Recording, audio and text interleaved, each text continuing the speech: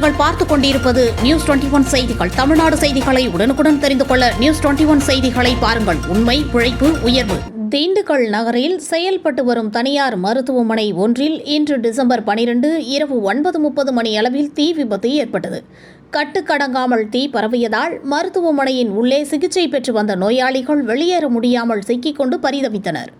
இந்த கோர விபத்தில் மருத்துவமனையில் உள்ள லிப்டில் இருந்த 5ற்கும் மேற்பட்டோர் வெளியேற முடியாததால் தீயில் கருகி புகை மண்டலத்தால் மூச்சு திணறியும் உயிரிழந்தனர். அதில் ஒரு சிறுவனும் பலியானதாக தகவல் வெளியாகியுள்ளது. சம்பவ இடத்திற்கு விரைந்துள்ள தீயணைப்பு வீரர் தீயை கட்டுக்குள் கொண்டுவர போராடி வருகின்றனர். லிப்டின் உள்ளே மேலும் சிலர் சிக்கியிருப்பதால் பலி எண்ணிக்கை மேலும் அதிகரிக்கக்கூடும் என்றே கள நிலவரங்கள் தெரிவிக்கின்றன. அவர்களை மீட்கும் பணி நடைபெற்று வருகிறது. லிப்டில் மாட்டிக்கொண்டவர்கள் நோயாளிகளின் உடன் இருந்தவர்கள் மற்றும் அவர்களை பார்க்க வந்தவர்கள் என முதற்கட்ட தகவல் தெரிவிக்கின்றன.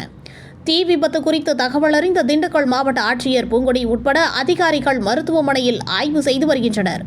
மருத்துவமனையில் இருந்த நோயாளிகளும் உடனடியாக அரசு மருத்துவமனைக்கு மாற்றப்பட்டு அங்கு அவர்களுக்கு தேவையான சிகிச்சை அளிக்கப்படுவதாக ஆட்சியர் தெரிவித்துள்ளார்.